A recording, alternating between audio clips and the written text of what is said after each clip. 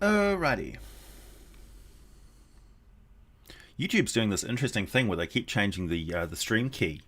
Like whenever you go over to YouTube Classic, from instead of using their live YouTube Studio thing, which I haven't switched over to using yet. So it makes it tricky. You got to watch what you're doing. They're trying to catch me out.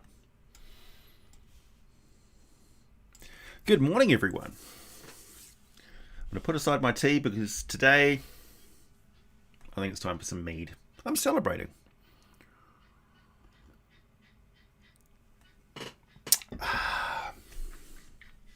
Good morning, Moonring, Corey, Sup, Kairos, Alexander Laplante, Moist Nurglite, Adrianeth, Cal L, Moonring, Debosed. Back at it with the cheese. Oh, yep. I've got a brand new block of baby Kikarangi triple cream blue cheese, as is my way. For those of you who have never seen the unveiling of the cheese, surely you all have by now. And you look at it and you think, that can't possibly be right. That's not the colour of a thing that you eat. Well, you'd be right. I've discovered it's important to preserve the foil packaging on this product because I don't generally eat the entire block in one go. Who knows what would happen?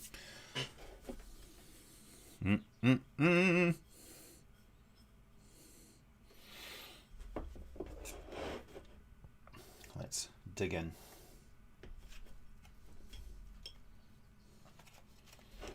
So here we have it. The striations of blue cheese. They kind of punch a hole in it with a needle and the needle squirts blue cheese spores through the actual cheesy stuff. And then as it matures, it sort of permeates and tenderizes the cheese and gives it this amazing creamy flavour. And I'm going to have it on a bit of a cracker because that's my way.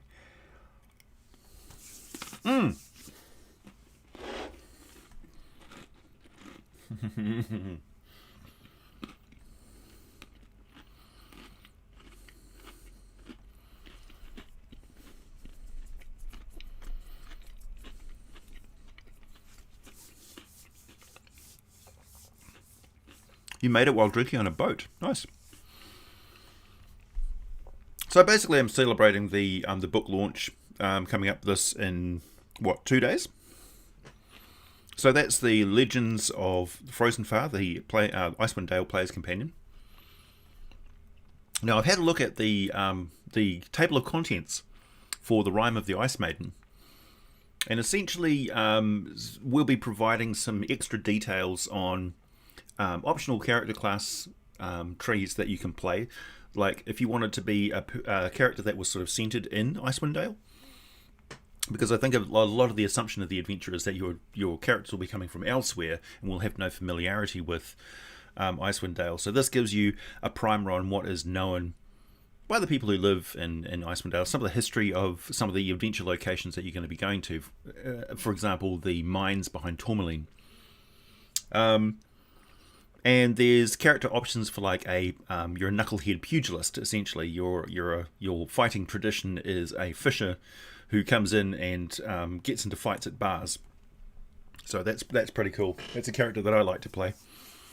And we've got information on flora and fauna, like the trees and herbs and fruits and stuff that you can find foraging in the wilderness. And also, if you go fishing in the lakes, what sort of things can you bring up? Because it's not just knucklehead trout in there. That sort of thing. Also, the awesome artwork that I had commissioned for the cover of the book. There's a link underneath this live stream here that you can go to Redbubble and pick up posters of whatever you want and can afford, all the way up to huge big metal print posters, which look absolutely amazing. But they're like hundreds. Yeah, the drunk Belmont class, exactly. It is a scary cheese, Robert Wilson. It's true. It's not for the faint-hearted. Hey, Sky. Convince one of each type of dragon to have a peaceful lair in my land. It could happen. Uh, yeah, I worry about black dragons though because they're just really nasty. Early coin to my favourite sage. Thank you, Adrenith. You're so kind. Yeah, it's an amazing artwork. It really is.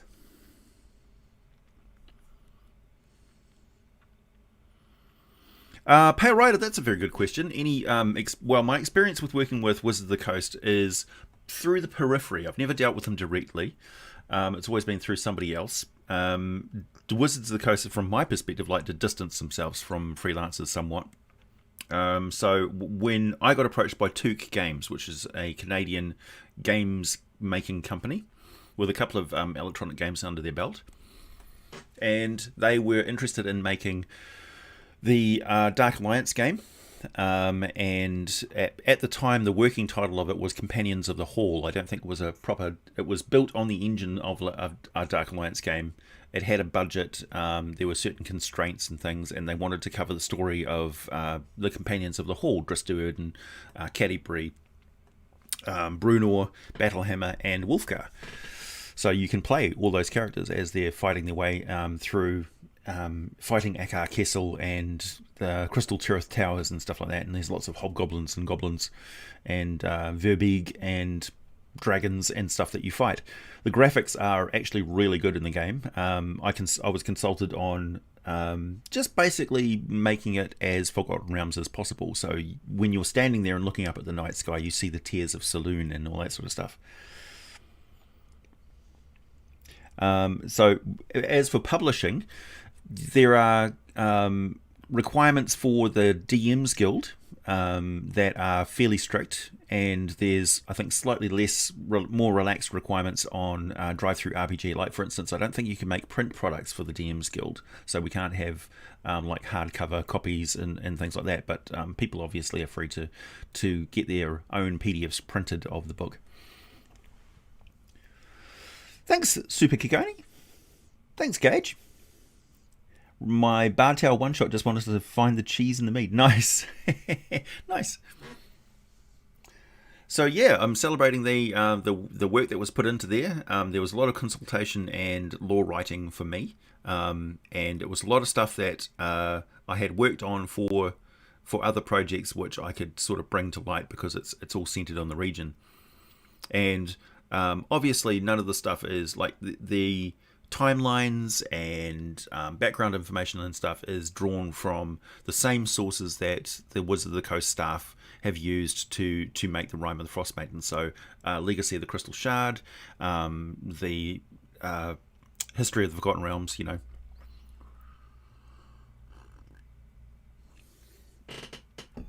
Oh, it's particularly lovely sweet mead, that one.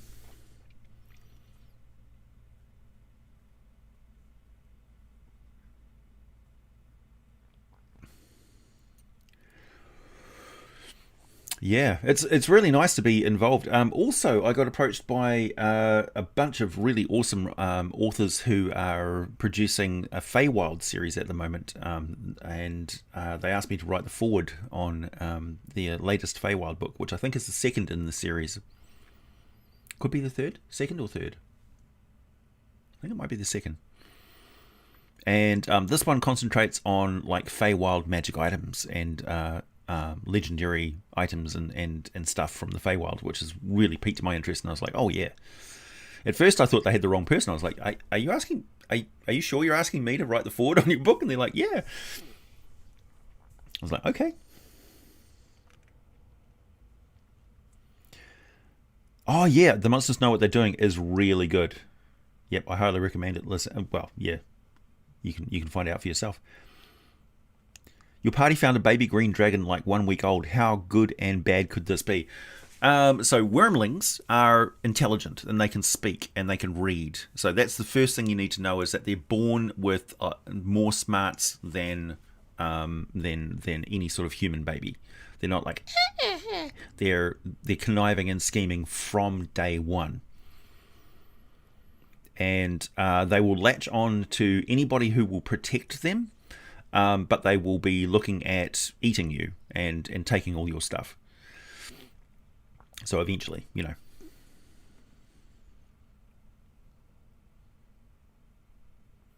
Have you picked up his play-centric book, Live to Tell the Tale? No, I have not.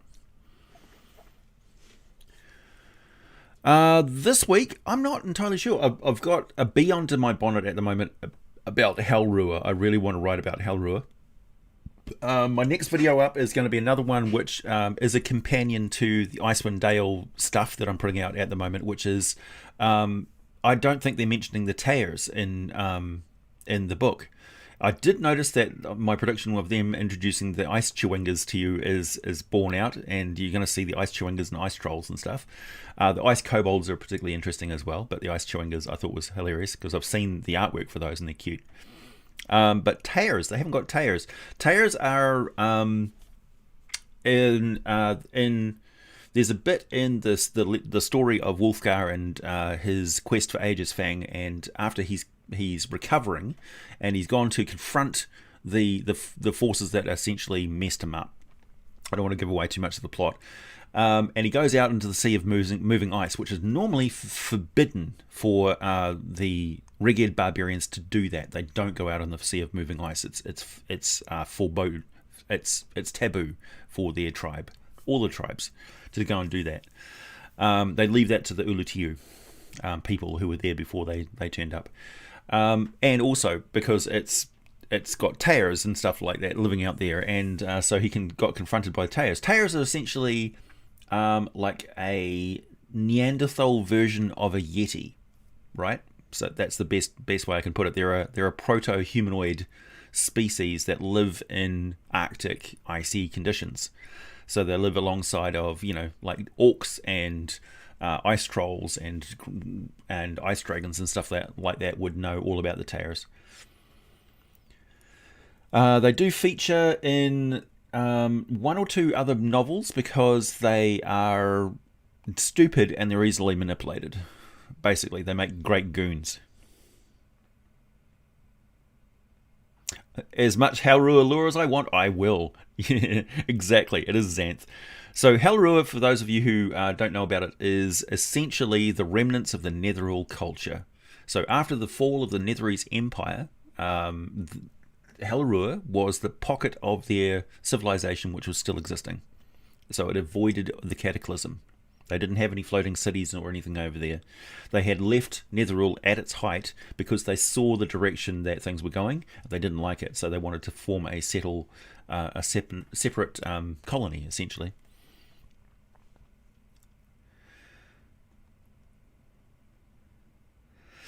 Rip a dragon's wing off to establish dominance with a green dragon that will establish an enemy that will kill every single human being, every humanoid that it ever meets for the rest of its days. It will dedicate its entire existence to exterminating all humanoid life. If you do that to a green dragon wormling, I would highly, highly not recommend doing that. Also, it's kind of a dick move. I mean, it's just a baby.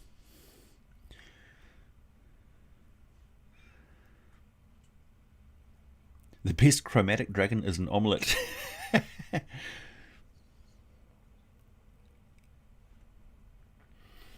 So yeah, with the with a wormling dragon, essentially, if you want to get them on your side or want them to manipulate them, essentially, you do it with food and stuff because they need food to grow.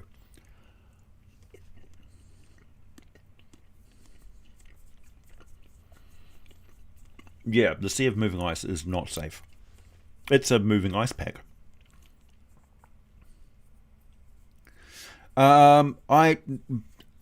People ask me if I have a favorite type of dragon. It depends on what I'm working on at the time. Like this week, obviously, my favorite dragon is ice dragons. But who knows? I think it's time we got onto some metallic dragons too. We've been concentrating a bit too much on the chromatic dragons, I think. Also, I think it's time to update the hag video because there's more versions of hags and stuff, and I understand hags a bit more than the last video.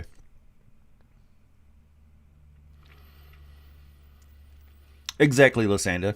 Can't print that name, unfortunately, but yes, I agree with you. Boy, some of you are getting your comments just automatically held for no reason.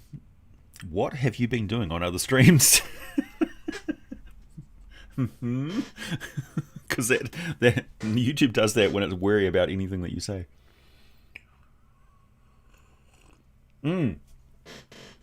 Halrua has airships. They've got dirigibles. Big gas bag airships.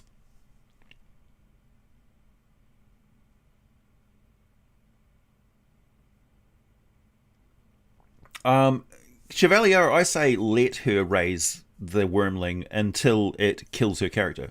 And she, like, sometimes it's necessary for people to learn lessons. Because there's... Hey, Sinsu. There's a certain... I was trying to point this out the other day, and I was talking about this with some role players the other day, that it's important to lose a character.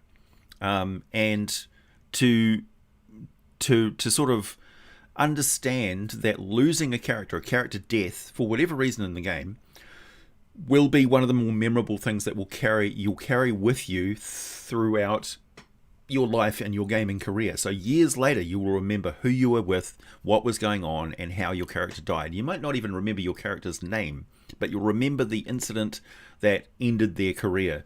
And it's a mistake to think that avoiding character death is a beneficial thing for your experience of Dungeons and Dragons. No, character death is beneficial for your long-term experience of Dungeons and Dragons. It is memorable because your brain is hardwired to remember things that affect your survival. And so if your character dies, your brain will create a long-term memory that goes, oh, don't do stuff like that. And it will carry it with you for years and years and years. And you can sit down and, honestly, long-term role players, we sit around and we talk about how our characters died in horrible fashions. And it's some of the best conversations that we can have. So, yeah, let her raise the Black Dragon baby.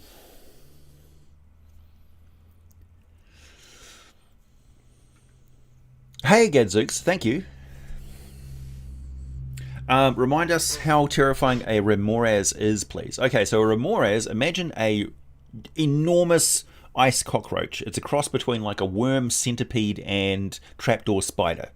So this thing is essentially a giant centipede. And it burrows through the ice by heating up its spine using some sort of a alchemical action. It's a natural creature. It's like a magical creature. But yeah, so its spine actually glows red hot. And this thing will create a chasm of melted ice underneath a certain area, and then it will be waiting with its many tendrils and feelers, feeling every little vibration with its faceted eyes looking up at the shift of light in the ice above it. And as soon as you walk across there and there's the slightest crack, it bursts up and nabs you. And this thing is tremendously strong and nasty. Plus there'll be like frigid water full of its waste and dead half-eaten meals down the bottom of this pit that it's created. So it's extremely difficult to fight these things and really, really dangerous. So frost giants and white dragons both hunt Remoraz, and Remoraz hunt everything else. So essentially they're the terrifying thing that lives under the ice and bursts up and kills you. Thanks, Jonathan. I made a mistake. I put my players against werewolves, but I forgot to give them silvered weapons. So magical weapons still work. So you can give them like an enchanted weapon, like a temporary enchantment on a weapon that gives it a +1 will still work. So you can give them a temporary enchanted weapon that will wear off, essentially. So you don't have to give them a +1 weapon permanently. You can give them one temporarily, like a oopsie. That could be in the form of a beneficial druid or a fairy godmother or a pixie or something that comes out of the woods and sprinkles fairy dust on their weapons and says, ha, thanks, bye. And like, why are you giving this? You know, why are you enchanting our weapons? And they don't tell them. It's like, oh, it's because there's big evil dog people here. Wormling soup is delicious though.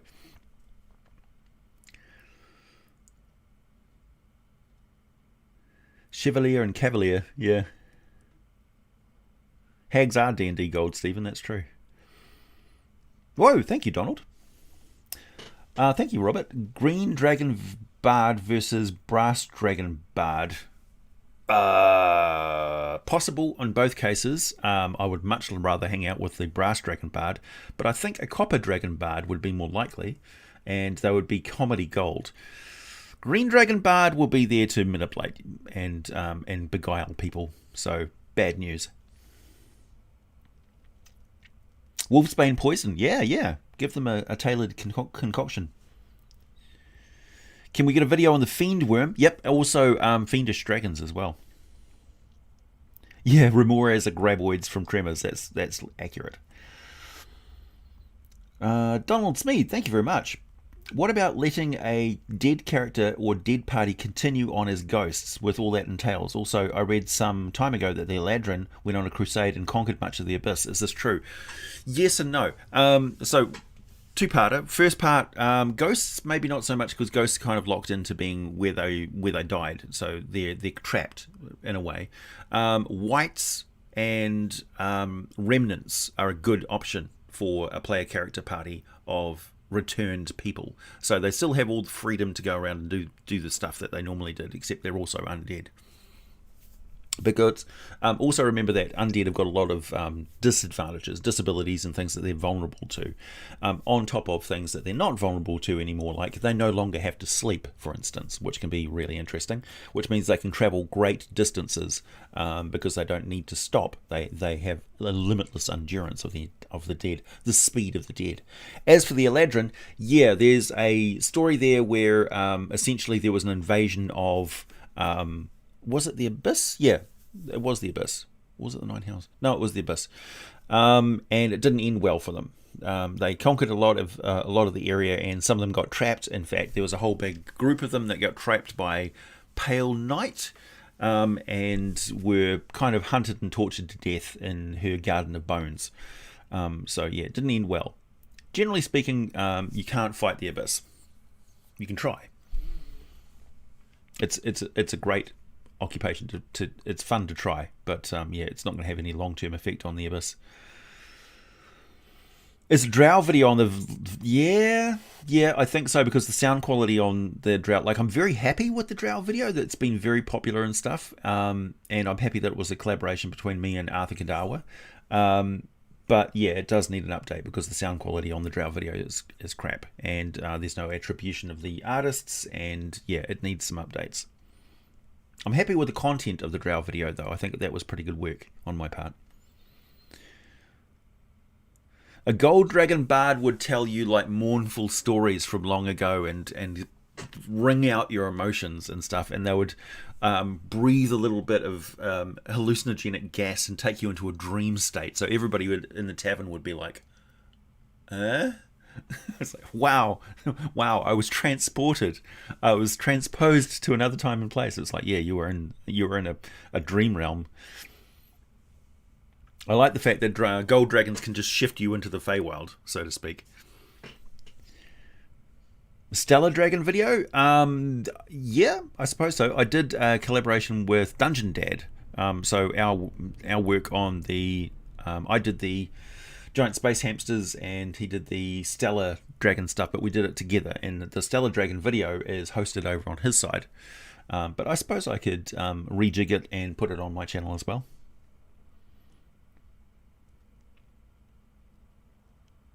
Yeah, we fought the Abyss. We conquered a lot, but there's an infinity left, yeah.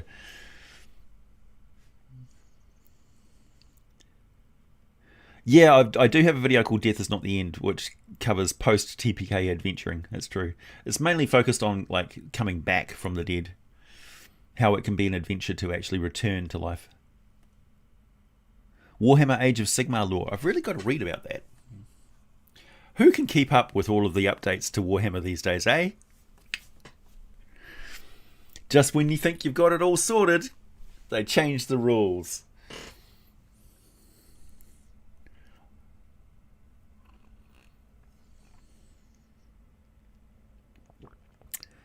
Non-abnormal, that's an interesting question. Why does playing a Lupin make you a furry, but playing a dwarf doesn't make you a... That seems like an offensive term. Somebody who likes dwarves. Because furries are animals. I mean, not furries. I mean, lupins are wolves, and dogs and cats and stuff are animals, and the other is people. Okay? It's a pretty simple question. Pretty simple answer. Ooh, strong term, Stephen. You're not a fan of Age of Sigmar. Okay. There's got to be a lot of people who are playing puff puff pass. Got to be a lot of people who are playing old editions of Warhammer right now.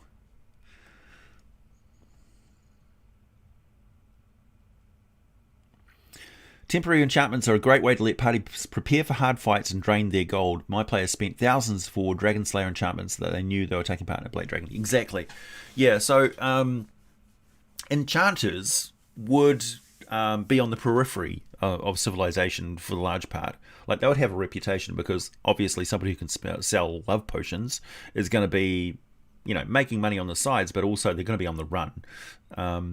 So people like having that ability to manipulate other people, and people don't like having people who can manipulate them around. So it's a double-edged sword for the enchanter. Over in where are we? Reshiman. Over in Reshiman, women are allowed to be spellcasters. Men are allowed to be enchanters. Even if they can spellcast, for them spellcasting is forbidden. So they all end up doing enchantment and teaching young girls how to cast spells, but they're forbidden from casting spells themselves. It's a long story. Mainly because they're under the protection of a chosen of Mystra, one of the daughters of Mystra, called the Symbol, who is capable of wiping out invading armies. So they do what she says. And she doesn't want men casting spells, so they don't. I don't know whether I'm a fan or not. I've never had any experience with 9th edition Warhammer. I'm into the role-playing aspect of Warhammer. I've tried getting into the miniature thing, but there's nobody ever to play. And I really hate painting miniatures, I've discovered. I'm just tired of it.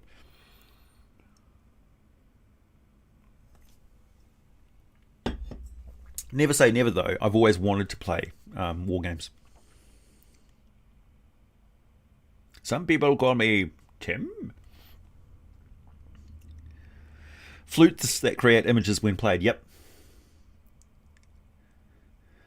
What are Demodand about, AJ? What do they do? So Demodans are a form of native outsider in one of the lower planes. And so they're native to that plane of existence. They're not from hell. They're not from the abyss. They're not from Hades. They're from Tartarus. And they are greasy, oozy, slimy, horrible toad demon type things. That's what Demodans are. So they're a different type of evil underworld creature. Most people wouldn't be able to tell that. They would just call them a demon or a devil. But our distinctions are not the distinctions of people in the gaming world, or in the actual setting. They would know. People who are experts would know that a Demodand is different and requires different types of magic to deal with it and trap it, for instance. So yeah. No models to paint.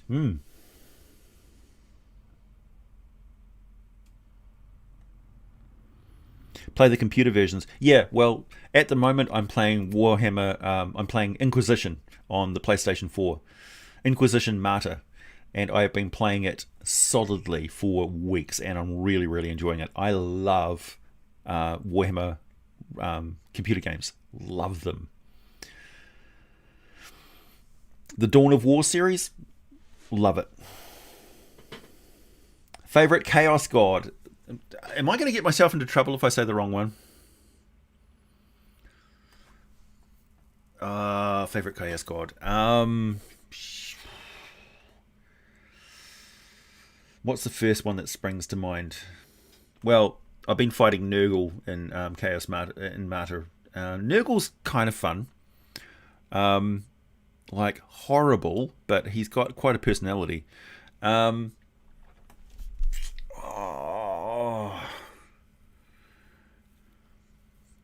say probably my least favourite Chaos God would be Cord.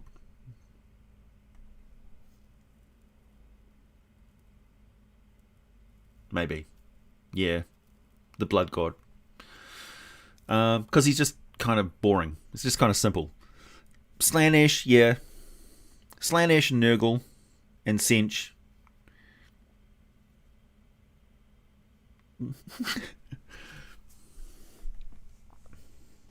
Any other choice offends Slaanesh. Yeah, this is what I'm talking about. Zombie plant video. Yeah, of the zombie vegetables. What's your favourite setting version of Orcs and Goblins? Tolkien's, a particular D&D setting, Warhammer, Shadowrun. Obviously, it's Forgotten Realms. Because there's so much more complexity in their cultures in Forgotten Realms. I find the original concept from Tolkien to be boring and not really well thought out.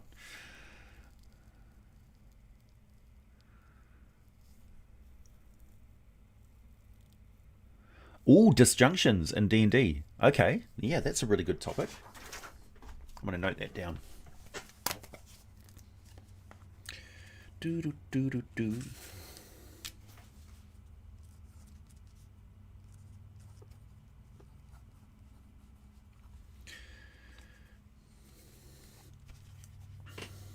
Quite a lot of stuff to get through. I can always rely on people giving me all sorts of stuff to make videos about. Gremlins and bogeymen.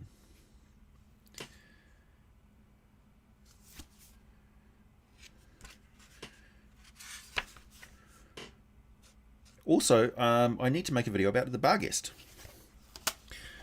I've mentioned them, but I haven't actually made a specific video about them. Thanks, Robert. You forgot to ask what I thought about Has-Been Hotel. I love it. I've adopted the Radio Demons response, maybe. I find myself saying that far too often. Yeah, I really liked it, and I'm waiting for the next one to come out. I thought it was brilliant. Gork and Mork are the best. Hand me a big shooter.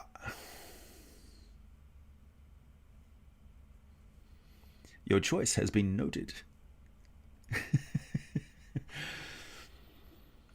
Favorite army? What's your favorite army?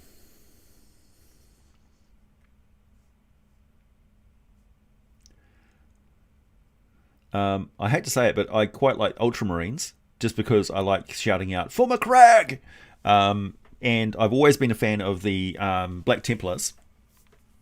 But of course, Dawn of War has sort of turned me towards the Blood Angels. Who doesn't love dark green with a blood red motif, eh? And the fact that they collect artifacts and they're kind of like secretive. There's some dark shit going on with those guys. Thanks, Zach. Thank you. I'm very excited about disjunctions. Can't find much good info on them. Yeah. Actually, I'll mention that to Red NZ Blue, because he makes videos about D&D magic and magic theory as well. So he might have something on there. Go and check out his channel for sure. I'll link it at the end of my videos for a reason. Here's my bestie after all. Shadowrun. I've never really... Everybody told me I should get into Shadowrun because of the cyberpunk thing. Those of you who know me from way back... I was a big Palladium Books fan, and I wrote a lot of homebrew cybernetics and bionics and cyberpunk stuff, and nobody could believe that I'd never played Shadowrun. I was just like, no, I haven't, because apparently, yeah. I even got approached by a nanotech magazine to do an article on nanomachine design after I posted some images and talked about how I would design nanomachines, and then I was just like, no, I'm not an engineer. I'm just theorizing on, like, you know, what I'd do in a role-playing game. And they're like, okay.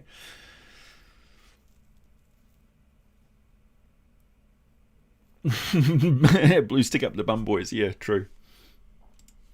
Skavens I've had no experience with. I like the idea of the Tau, but I don't know if I'd play them as an army. Eldar are interesting because I like the speed aspect of them. I probably wouldn't play Dark Eldar, although I really like the mechanics of their armies. It's just all the torture motifs and stuff. Just the BDSM stuff is a little bit. I'm not going to carry those around where, like, people who don't understand it would see my miniatures and go, okay, you're into scantily clad tentacle women with claws. Okay.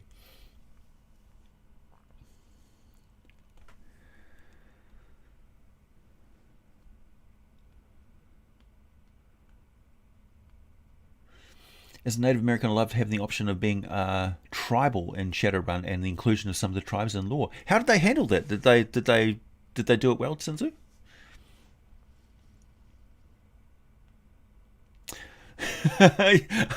I'm not just saying that Tolkien didn't think things through properly. Like, obviously, that's not going to get me on the good side of people who are obsessed with Tolkien lore, but a lot of his stuff was derived from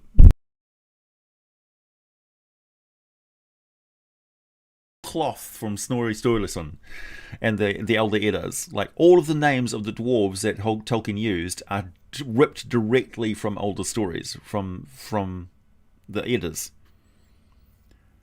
Like, he didn't even invent one single dwarf name. So, yeah. Cultural appropriation, man. It literally took Viking saga and turned it into a fantasy story about elves and stuff. Like, yeah. So, no, I don't have much respect for Tolkien's for work. He was a linguist, and he wrote stories for his kids that turned into a big novel. I'm impressed that he managed to end The Lord of the Rings, I suppose. But yeah.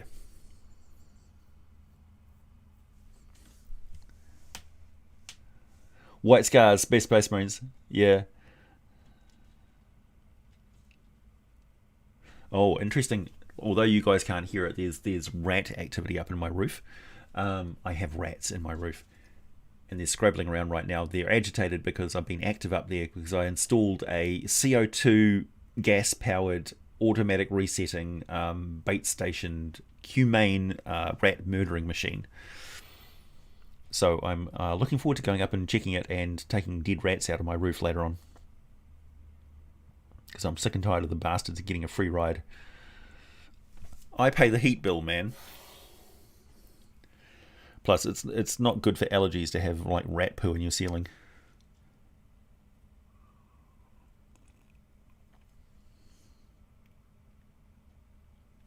Favorite Ravenloft domain for Fraternity of Shadows website list, John.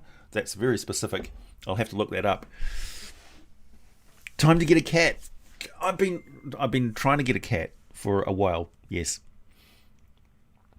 It's so sad. You go out into my house and I've got all these cat accessories, but I have no cat. Like, I'm fully prepared for cat. It is derivative. I need a Tressum, it's true. What I need to do is get a foxy dog, like a Jack Russell Terrier, put it up in the ceiling.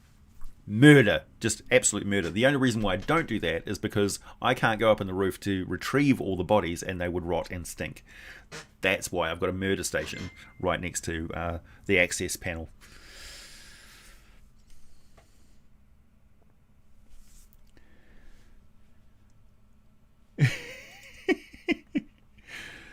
Hey, I said that Nurgle is one of my faves.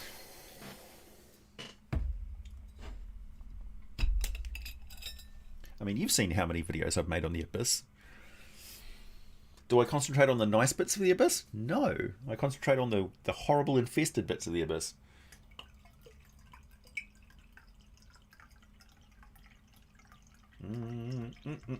Golden elixir.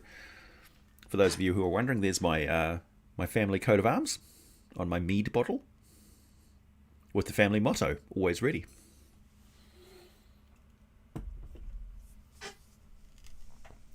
Always ready, Mead. Orcs are fantastic as they're a bioengineered weapon of war, a civilization which is a biological weapon, which I thought was really great.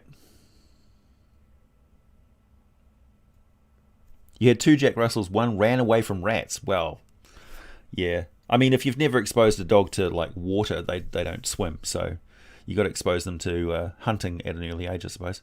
Savannah cat. Interesting. Quite expensive.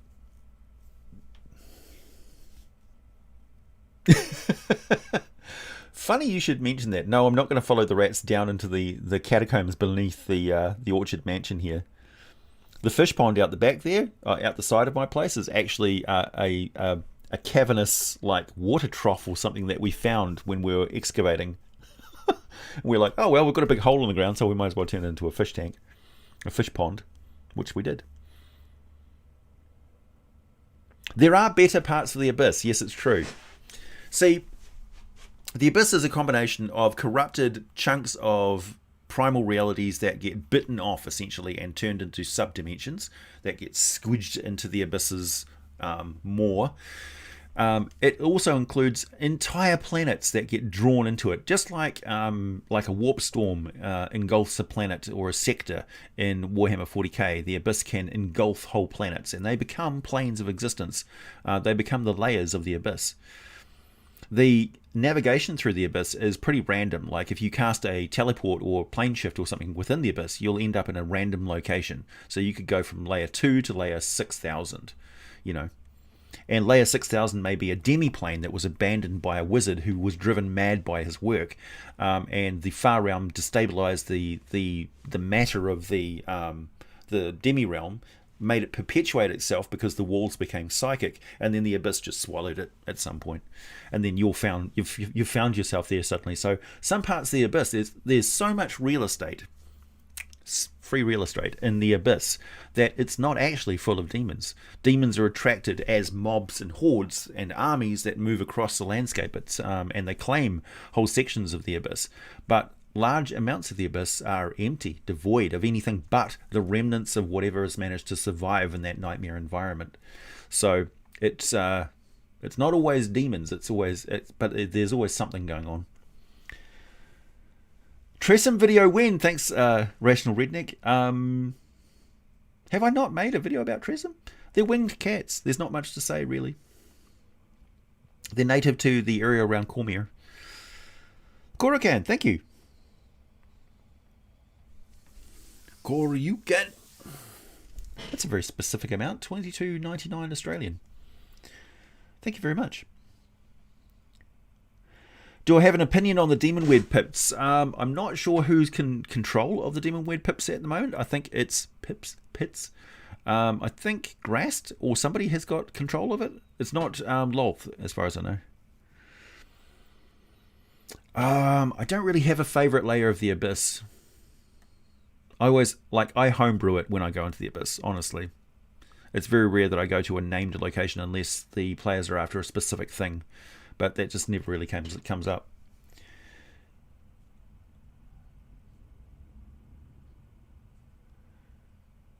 Fearless Penny. Nice. Yeah, Foxies have got a lot of personality for little dogs. And they can be very manipulative. So the world of Fatal is a Slaanesh tainted world lost to the warp. Could be. Matthews, AJ, a lore question. What is the ultimate benefit, if there is any, in D&D for being good and moral, if the evil ones can be rewarded and avoid punishment as well? Maybe even easier. Well, being good is its own reward, for one thing. The power of Celestia is not to be underestimated. Also, they're the ones that that's the one path out of the D&D universe, and the one path to godhood is through that. So yeah, it's tricky really, because you can, there's other paths obviously, but the most well-trodden path to ascension and perfection is through the seven mounting heavens of Celestia. It's an engine of self-perfection. Other planes of goodness kind of are just like an internal peaceful reward for your hard work and stuff. So they're literally toiling away and helping others and stuff like that, and your reward is perpetual fun and goodness and good times in the outer planes. Whereas in the lower planes, you're always struggling and striving for the rest of your existence, and the possibility of being exterminated and eaten or victimized is still there. It's like, even though you're passed on to your afterlife, you could still be destroyed. So there's fear and striving and stuff.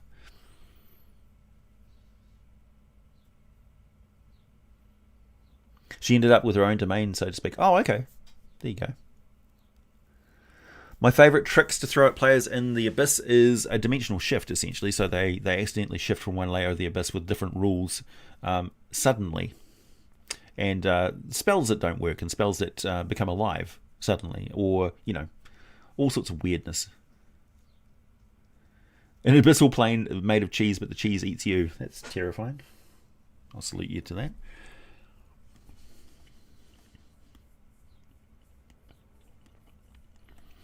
Kings of the Wild. Thanks, Devilham. No, I haven't.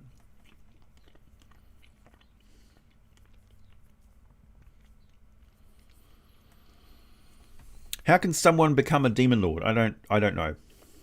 It's a different story for every single demon lord. So I think strength of personality, never giving up, and willingness to do absolutely anything for power. And being able to completely lose yourself to that power and become a monster. So the fundamental insanity of demon lords is that they're not individuals anymore, and yet they're completely egotistical. They're juxtapositions. The Gothic Matrix. Nope, I haven't heard of that. Will I ever cover more Slard Lords? Yeah, you all seemed quite popular, so yeah, I should do. There's so much to cover. This is the thing. So much to cover. I'm largely guided by what I'm doing. What I'm sort of chipping away at, covering the basics, updating the channel, making sure everything's good, making a good resource for people who are new to the game, and also entertaining people who have been with the game for a long time, who want to see older material brought back and examined, or updated, or exposed to the new school of players, and also expanding and educating people on how the game is changing over time, and that the changes that the game is undergoing at the moment are a logical progression. They're not a sudden thing. They're a culmination of things which have been happening over the last 3 or 4 editions of the game. So yeah, I'm really excited for stuff like the ancestry and heritage, culture and heritage aspect of D&D is needed as far as I'm concerned. It makes a lot of sense. It's logical. It's not political. It's political if you want it to be, but it's actually logical. It makes a lot of sense. A dwarf obviously can be raised by orcs, so it's dwarven ancestry, orcish culture. So how does that look on a character sheet? Well, at the moment we have to homebrew it, but now we've got an option to actually do it mechanically and sensibly in a way that makes sense and is consistent across the entire campaign. So, fine. How is that more bizarre than Savage Species, where you could play a troll?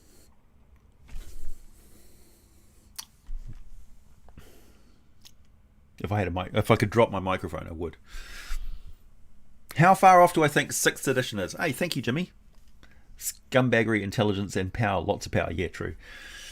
Thanks, Gadzooks. How far off do you think 6th edition is? I'm going to go out on a limb and say no less than 2 years.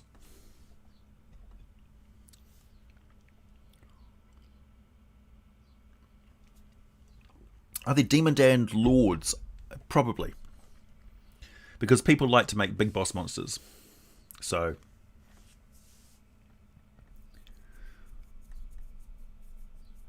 on its own, to take away the politics of it, put it on its own, and it makes perfect logical sense in the game world, and that we need mechanics that expand and delineate between those two things.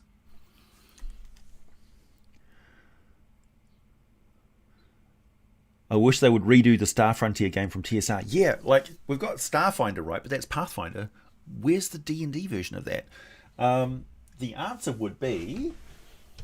Where did I put it?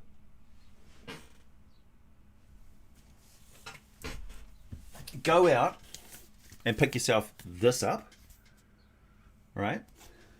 And go out and pick yourself up this. And you are all set, my friend. All set. Because this doesn't really need to be, like the mechanics for spaceships and stuff, doesn't need to be updated to 5th edition. It's already fine as it is. This is Numenera, updated and basically condensed and turned into a 5th edition resource, which is absolutely mind-bogglingly good.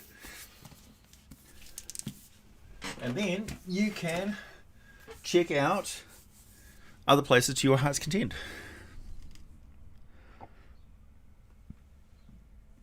What's a good website to get more one-shot modules? I think there's like one sheet, one-page dungeons and stuff. But the DM's Guild has got a lot of stuff. It's just finding the stuff which has got good reviews.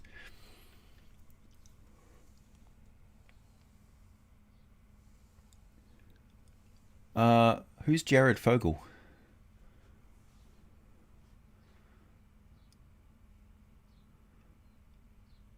If Wizards of the Coast doesn't call it 666th edition, it means they don't get marketing. I don't know, Mr. L. I don't know. What would you call crazier, a demon bard or a devil bard? A demon bard, I think. Hey, Markar, nice to see you.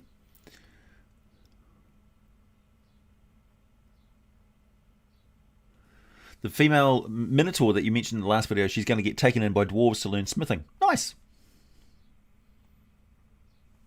Troll waifu. Good grief.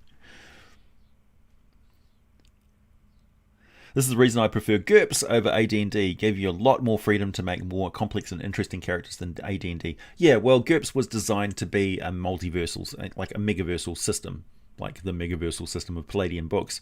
GURPS and Palladium and several others. GURPS, I think, over time has been the clear winner as a universal rule system goes.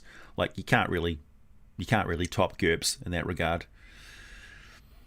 It's always like, if everything is always compared to GURPS, then obviously GURPS is the go-to. Like, you know, any sort of fantasy trope game is compared to Dungeons and Dragons.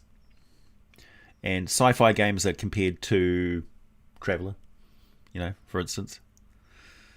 And post-apocalyptic games are compared to Twilight 2000. And post-apocalyptic, what would you call paranoia? Post-apocalyptic humans who live in a bubble? I don't know. You said so for quite some time that character traits need to be broken into ancestry traits and cultural traits. It allows for... Yeah, exactly. Yeah. I mean, those of us who are not political about our D&D, it makes obvious sense to us. Like, we see no problem with this whatsoever.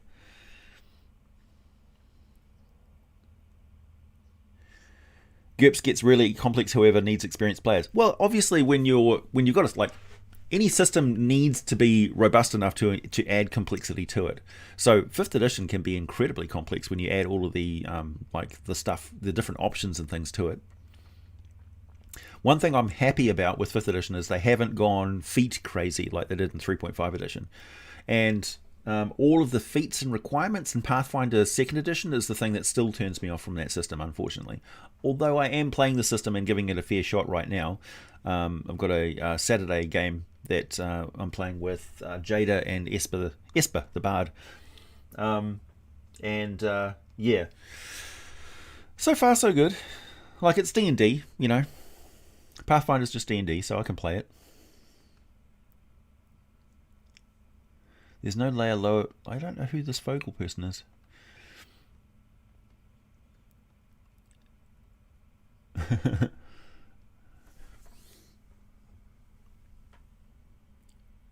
Thanks, Jimmy. Fate exists if you want universal, but it's got its problems. Yeah, no. Fate's a storytelling game. Fate smells like improv.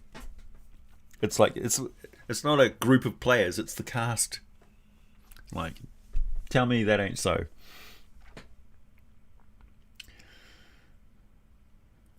Thanks, Jonathan. Still waiting on the zombie video. It's coming. Happiness is mandatory. Please report for reconditioning.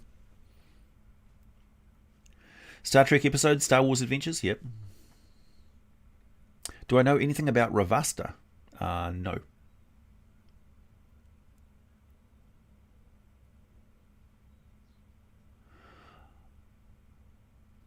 Oh, I see. Was Jared some sort of a criminal? Okay. I was not aware, sorry. Was that Subway sandwich guy? It's the only Jared I can think of. Oh, yeah, it was. Okay. There you go. Okay, yeah, let's not talk about him. I don't want to glorify him by mentioning him. Rollmaster. I've used the tables from Rollmaster for critical strikes and stuff. The original Lord of the Rings role playing game had some really great critical strike tables, but the rest of it was a nightmare.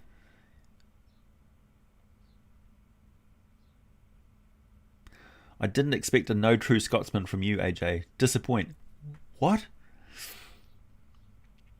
World of Darkness has a good rule. Yeah, yeah. Well, World of Darkness, Vampire the Masquerade, is responsible for factions being so popular in role playing games at the time. That's why we have Planescape factions, is because of Vampire the Masquerade's different tribes. Yeah, I like World of Darkness. I like that whole thing. Their system of putting points into things that unlock a fleet of abilities. I like that. That was a good mechanic.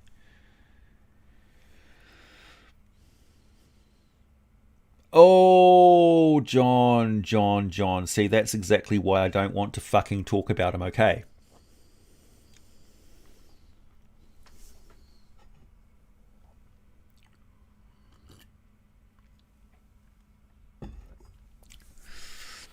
Jimmy, that is by far the best and most concise way to sum up Fate I've ever heard. Thank you, good sir. Yeah, exactly. How do I feel about this character? I like mechanics. Jonathan, I have a player who's a cleric of Ula from Greyhawk. What a good boon or item to give him as a reflection of that. I'd have to look that up. I'm not familiar with Ula, I'm afraid. When I played Greyhawk, it was as a player, and we didn't really, like, the DM, sorry to do this to you, Max, but he didn't really read the background settings and lore stuff because we just didn't have it. We didn't have access to it. Yeah, 600 separate critical tables. That's what it was like. It was like, oh my god. And for me being a person who really likes ran roll tables, that was great. Oh, the no true Scotsman is a fallacy of which I'm being accused. A logical fallacy while I am drinking. I apologise.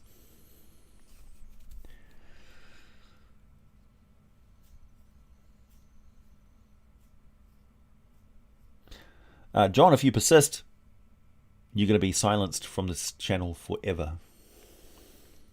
I have the power to do this. You'll become a wafting ghost that can only hit the dislike button. So, think about how funny you're being right now.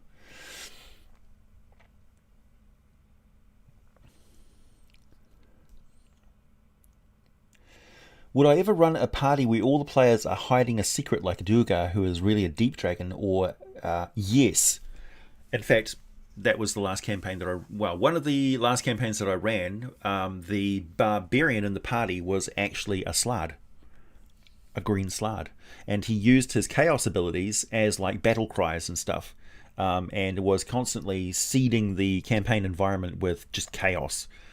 So yeah, he summoned a dragon into a town once and laid out like hallucinogenic cookies for people to eat and created a riot.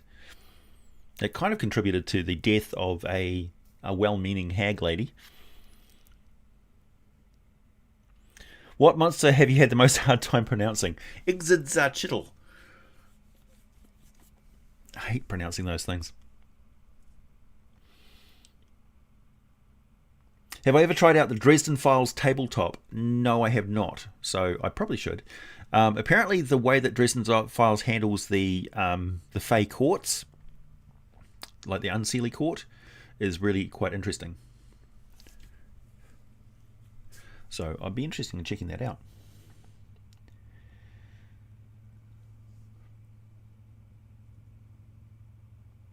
Were coyotes?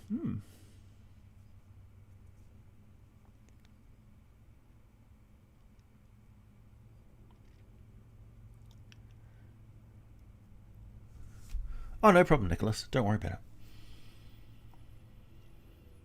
Made of sterner stuff me. There are well-meaning hags in the sense that she was confused, and she wasn't a supernatural actual monster hag. She was just like a crazy old witch lady that was accused of being a hag. And she had powers which were very similar to a hag, but she wasn't a supernatural horror that hags actually are. Like, she didn't actually eat people and stuff. Hey, Cairo. I'm wondering what would be a good use for a Mythalar in 1500 DR. Minus 1500 DR? Since I want an ancient blue dragon to get one in the campaign I'm running. So the elves made Mythalars for a very good purpose, because it quite often involved the death or the permanent sacrifice of a high-level wizard, right? So they'd need a reason to sacrifice their life. So that would be establishing a legacy, a campaign, an empire, ending their life in a glorious fashion by making a monument of something. It could be an act of devotion to an elven god. It could be safeguarding or trapping a mistake that their clan, that their ancestors were responsible for, to basically hide it from everyone forever. It could be an act of vengeance that inflicted a horrible something, environmental change or something like that wiped out a whole people. So yeah, something big.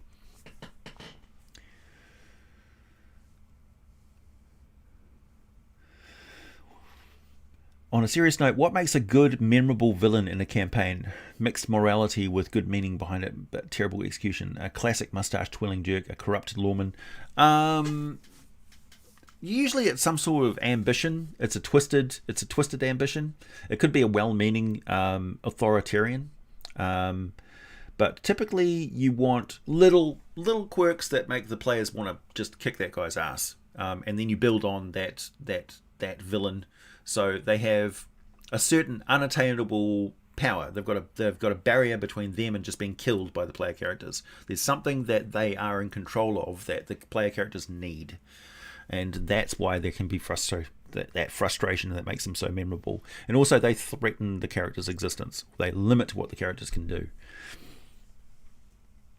So a good example would be a good clergy, a good faith, that does wondrous things and heals people for free and stuff, but the person in charge of it, the bishop or whatever, has a personal vendetta and is continually accusing the player characters of criminal activity, and they are listened to. So their baseless accusations are actually assumed to be true. Or, even worse, the authorities know that the baseless accusations are false, but they go along with it anyway because that's their path to power, getting on the good side of this corrupt bishop. So a politician, essentially, who lies and has cronies that go along with it, and everybody is pointing out that the situation is happening, but nothing's being done about it. Sound familiar? Sound like something that would frustrate millions of people? Do I think the Spellweavers ever met the Lachey? Undoubtedly, yeah. Lachey are masters of disguise, though, so you may be sitting next to a Lachey. You never know.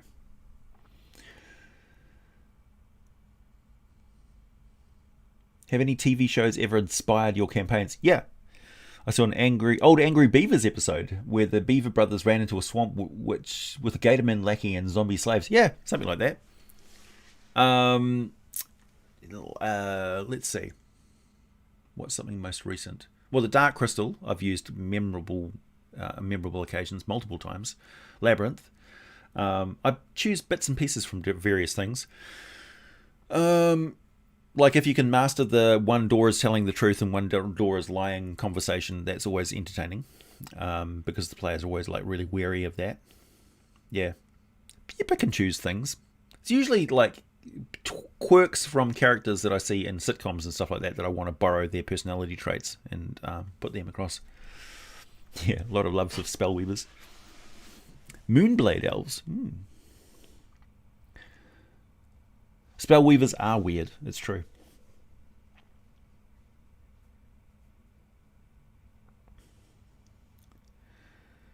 They're like the Vulcans of magic. I suppose so. Like Prince Nuada in the Hellboy, second Hellboy movie. And it's like, we know the secrets of our past, of our different species, and you humans are so ignorant of everything. Well, the Spellweavers are like that, but they just like, this universe that you're living in is wrong, and we're resetting it to how it was, because that was ours. And the Lachey are, our universe is gone, none of this is real, it all sucks, and you're all ignorant. You're ignorant of how crazy the universe actually is, and it doesn't mean anything. So they're the ultimate in ennui. They're ennui personified. They're like a bored French noble aristocrat. They'll kill you just for being boring.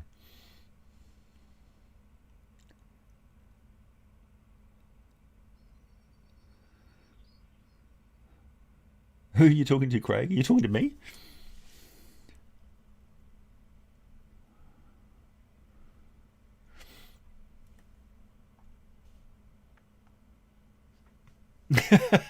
In the abyss, all the doors are lying to you. It's true. If knights are evolution of cavalrymen, but horses are total wimps in fantasy worlds, wouldn't moons... Horses are not total wimps. If you can train your horse to fight next to you, they make excellent companion warriors. I've seen... we're in Cormier, and one of them, basically his warhorse went trumping into a bunch of goblins and killed half of them before the players even got ready for combat. It was very impressive. I was just like, I remember horses now. A horse trained to fight is essentially got two maces. Two maces on the front and a cannon on the back.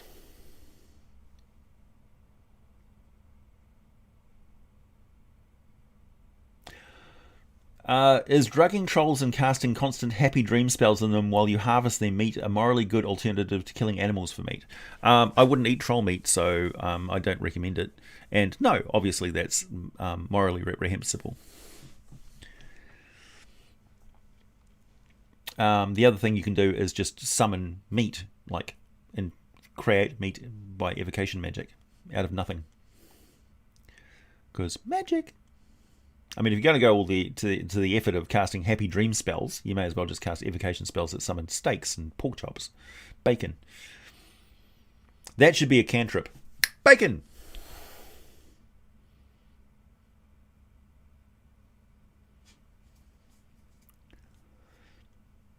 Are the Lachey older than Spellweavers? Dunno. I am assuming that the Spellweavers are older because they are talking of a time when the multiverse wasn't shattered into different planes of existence. Everything coexisted. Yeah. Yeah, don't eat troll meat. Don't do it. That's like... Imagine a really bad, vegan hot dog that you find under the stands.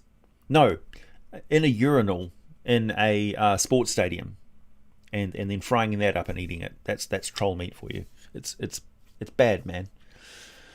Trolls regenerate, so they don't need to worry about having an immune system.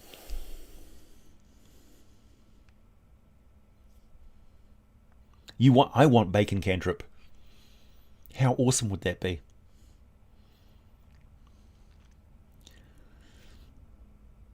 Also, why aren't there weight loss wizards? I mean, you're going to need them if there's bacon cantrips, right? Summon bacon troll meat. Yeah, Warhorse's trampling charge is impressive.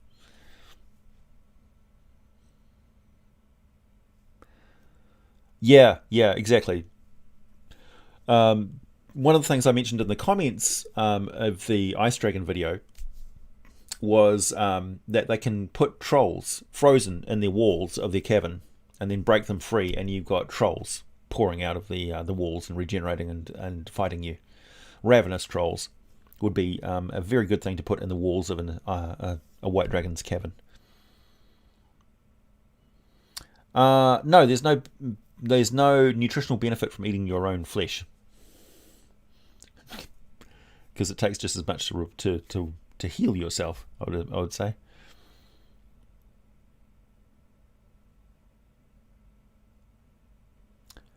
I did come up with a serum, an alchemical serum, basically a big gallon of this green horrible stuff, which is taken from the alchemically treated stomach lining of a troll. So you basically pull a spiky thing through the intestines of a troll, and this goop that you get, then you boil it up with the alchemical ingredients, and it makes the serum stuff that you drink, and it coats the inside of your insides with the inside of your insides.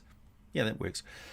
With troll cells, which then bind to you, and as long as you keep eating meat, you slowly transform into a half troll sort of thing, and you get the benefits of troll strength and regeneration. Unfortunately, you have to keep eating pounds and pounds of raw meat to maintain the tremendous metabolic drain on you. And in order to reverse this process, you have to go cold turkey and stop eating meat, in which case your body tries to eat itself and you damn near die.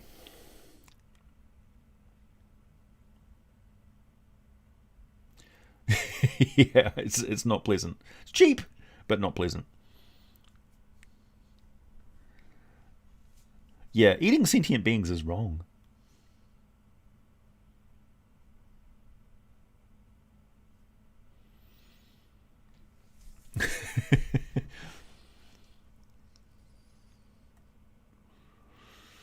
I mean, if you're summoning meat through magic and it was never actually alive, is it still like meat? Is it? I mean, it's not morally wrong to eat it. It's still meat, right? Yep, we got a Rakshasa video. Bit long in the tooth, that one.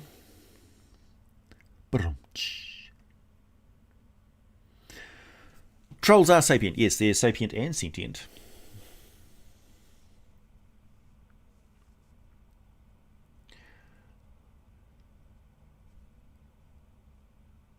There's nothing wrong with eating sentient beings if you gain power from it. Welcome to, welcome to, yeah. There's certain parts of the world I recommend you're not going to if you have like certain traits that they want the power from. If you could summon meat, it would be moral. Yeah, yeah. If you summon food using magic, according to the like rules as written, it's basically gruel. That's what you eat. Unless it's like a heroic feast, in which case it's actually a banquet. But when you just summon food and water, it's actually gruel. It's just like oats and water.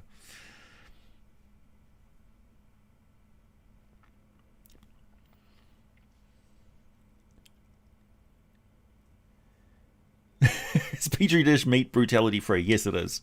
If it doesn't have a nervous system, it's okay to eat it. It's morally okay. Essentially, what we're talking about is eating a nervous system that's advanced enough to have sentient thoughts, right? That's what it's about. Or a nervous system that is capable of transmitting pain and causing suffering. If it doesn't have a nervous system, it's okay to eat it, right? Do plants feel pain?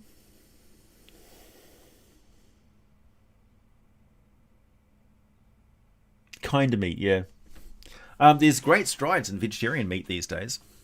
Apparently, you can eat a burger that tastes indistinguishable. You can eat a chicken nugget that's indistinguishable from a chicken nugget from the actual experience of eating it. Which doesn't say a lot about chicken nuggets and burgers, but you know, the technology is there that it's okay to eat non-meat these days. It tastes just like meat.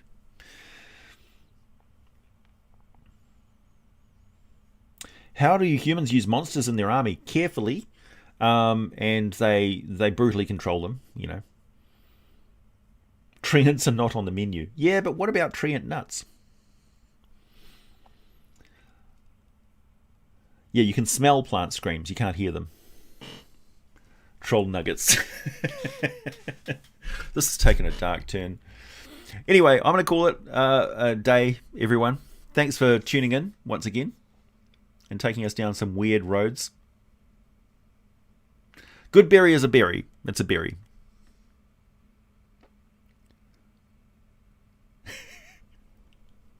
Good grief. I actually do want to go and eat lunch at some point, so yeah. Trinket sweetbreads. That's right.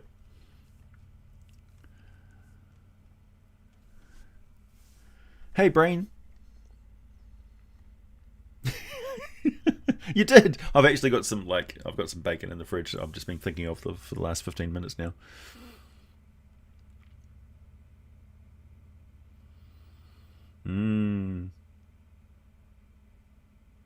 Plants with a very advanced nervous system seem to feel pain. Yeah. So it should be ethical to eat what, jellyfish, because they don't have a central cortex. They've just got a displaced neural network.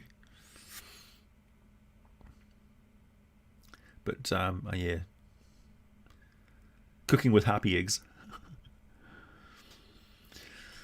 So shall I make some cooking videos? Would that interest you all? Y'all? What shall I cook first? Put some comments down below. Thanks, oh, thank you, Adrianeth. You're so kind. Nothing feels pain when it's dead. It's all meat then. True, Ian.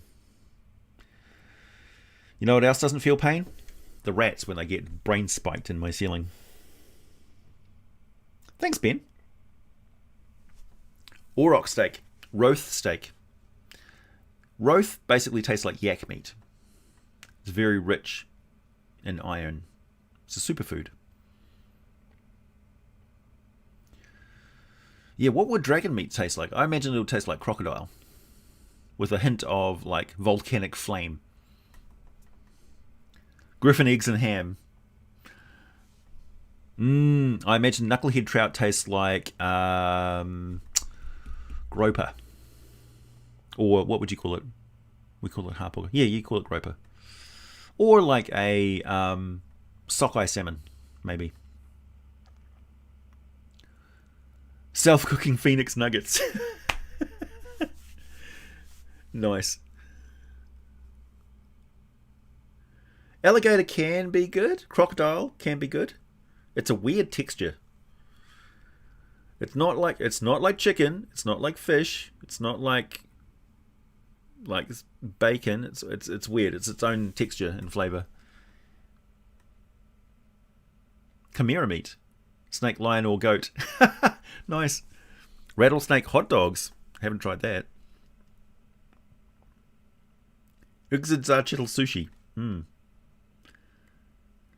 I never played Pools of Radiance.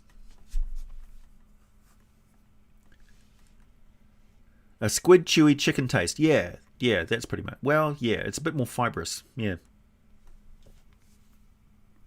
Catch you later, y'all.